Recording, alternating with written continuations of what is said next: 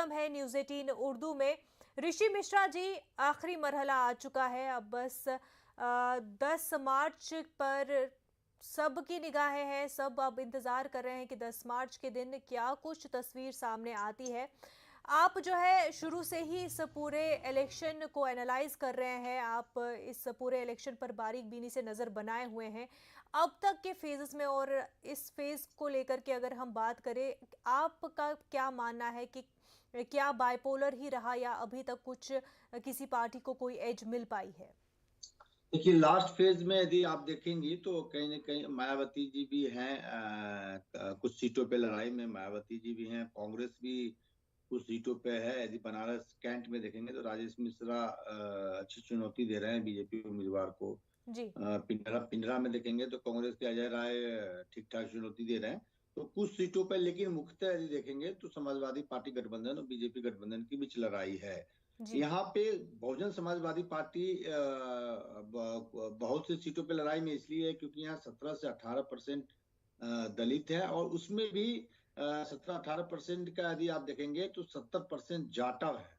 यदि टोटल जो दलित है इस एरिया में डेमोग्राफिकली देखेंगे तो दलित का 70% जो है जाटव है, और जाटव जो है कोर मतदाता रहे हैं, बेस वोट रही है बहुजन समाजवादी पार्टी का।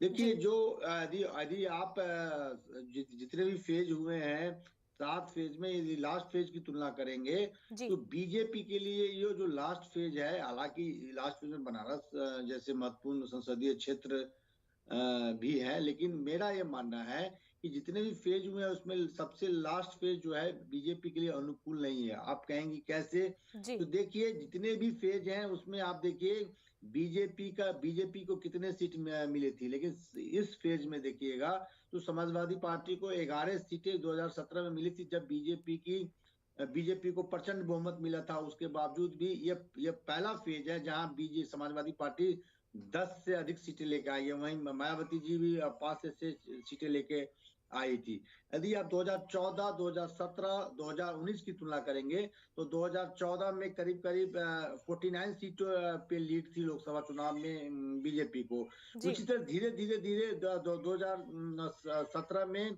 फिर इनकी लीड घटती गई। फिर 2019 लोकसभा चुनाव में करीब 25 से 26 विधानसभा क्षेत्रों में बीजेपी का गठबंधन की लीड थी। तो बनारस इस फेज में है, उसके बावजूद भी 14, 17, 19 का आप देखेंगे तो कंटिन्यूअस जो है बीजेपी की लोकप्रियता यहाँ घटती जा रही है।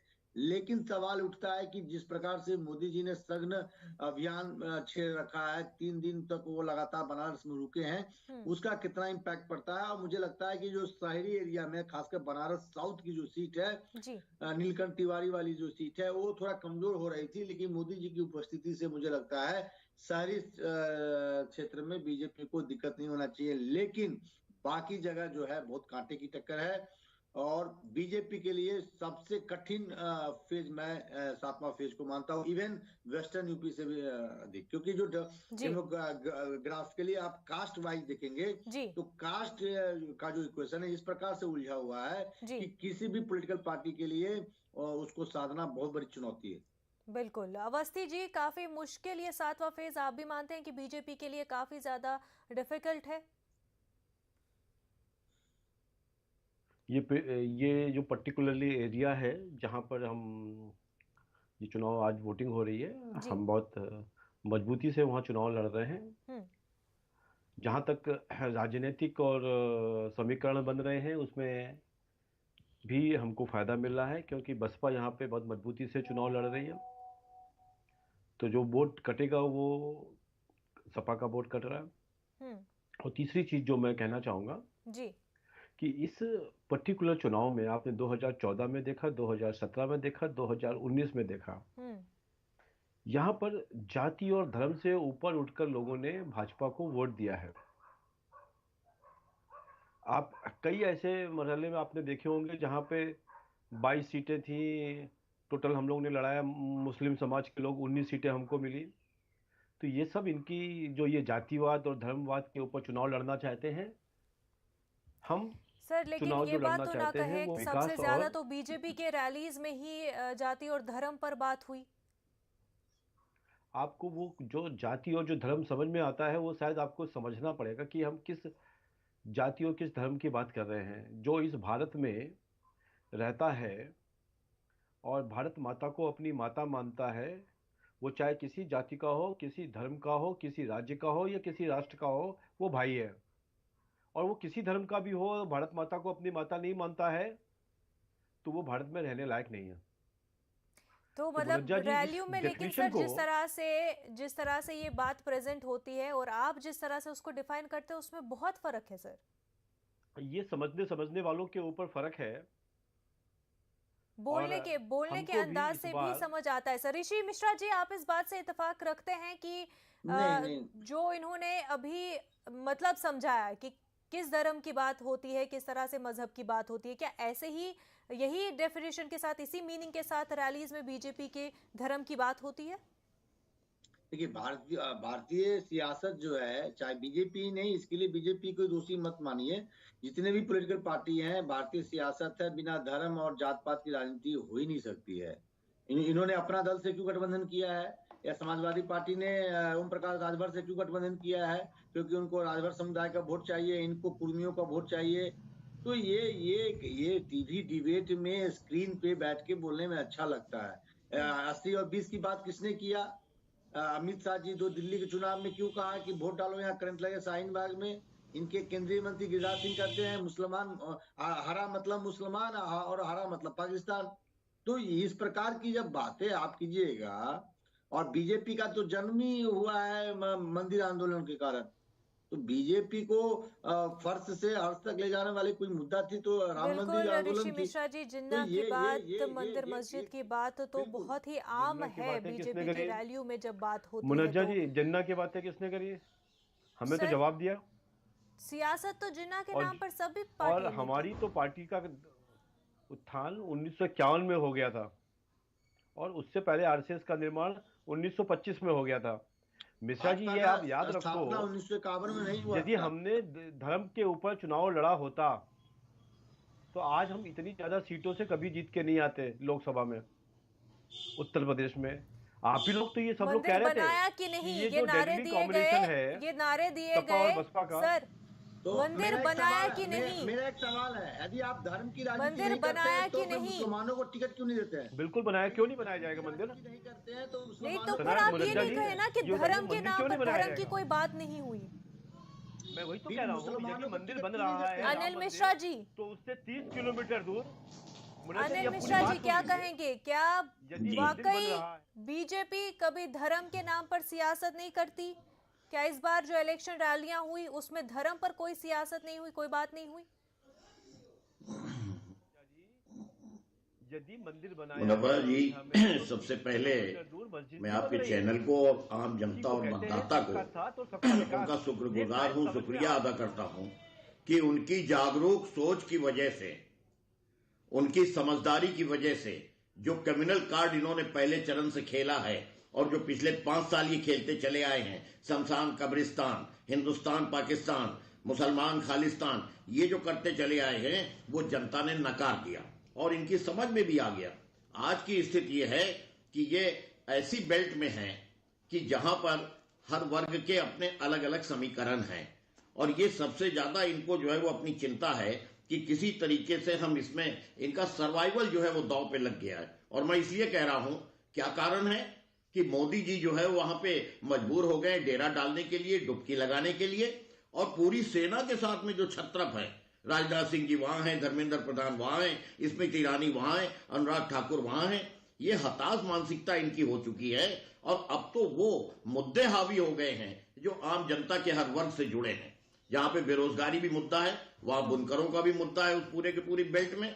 जहां पे आपके हर वो मुद्दा है महंगाई से लेकर के कि जिसने इनके जो है वो तथाकथित, इनके तथाकथित में शब्द का प्रयोग कर रहा हूं, इनके तथाकथित हिंदुत्व को और तथाकथित जो है वो अपने धर्म से संबंधित इनकी जो अवधारणा है उसको जो है बिल्कुल ही खत्म कर दिया है।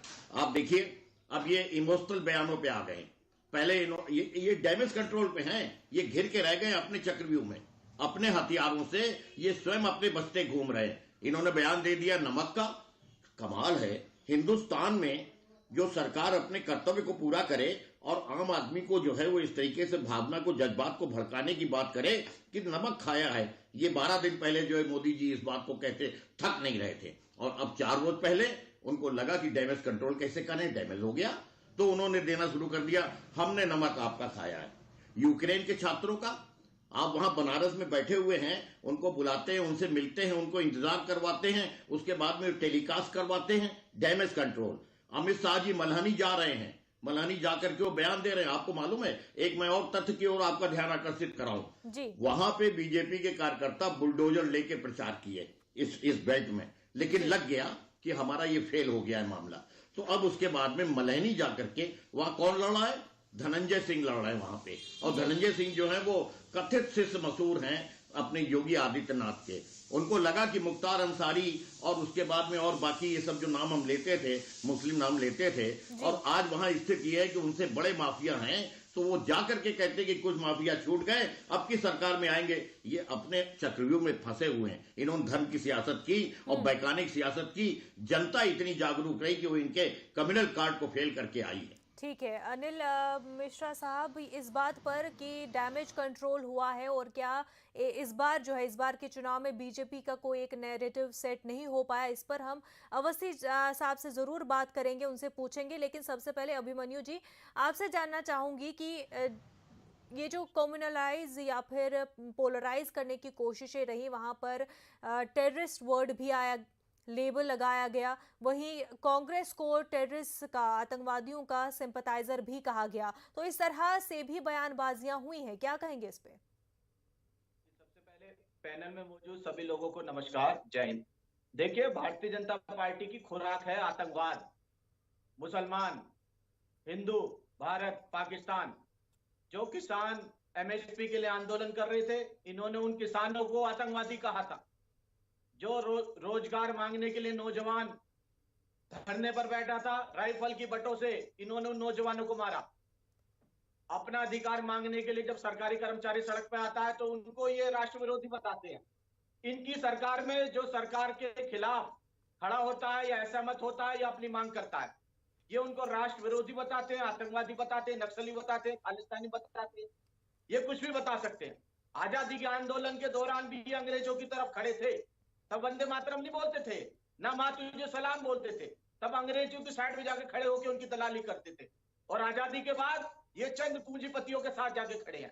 आज देखिए जिस तरफ से जनता परेशान है, ये ऐसे दौर में पूंजीपतियों की तरफ से खड़े होकर बात करते हैं। कोरोना लॉकडाउन में सब लोगों ने देखा कि किस तरह 5 रुपए की दवाई का पत्ता इन्होंने 2500 में बेचा, किस तरह सांस लेने के लिए ऑक्सीजन की जो जरूरत होती है, उस ऑक्सीजन सिलेंडर पे कालाबाजारी इन लोगों ने की, रोजगार घट गए, महंगाई बढ़ गई।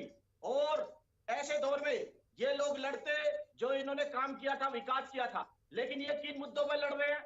80 बनाम 20, अली बाहुबली बजरंगबली, कब्रिस्तान, शमशान, ये इन मुद्दों पर चुनाव लड़ रहे हैं, क्योंकि इनको पता है काम इन लोगों ने किया नहीं है। किसानों का पेमेंट नहीं हुआ, गन्ना किसान परेशान है, छुट्टा जानवर से किसान परेशान है, मध्य वर्ग परेशान है महंगाई से, रोजगार से। लेकिन ये निठल्ले लोग क्योंकि सत्ता में जब बैठे हैं, इन्होंने ध्रुवीकरण करने की कोशिश की है, इन्होंने भाई को भाई से लड़ाने की कोशिश की है, इन्होंने जाति से जाति को लड़ाई, अवस्थी जी क्या कहेंगे? की कोशिश की है। ये दूषित परंपरा इन्होंने देश में लागू की है कि भाई भाई के साथ न बैठ सके।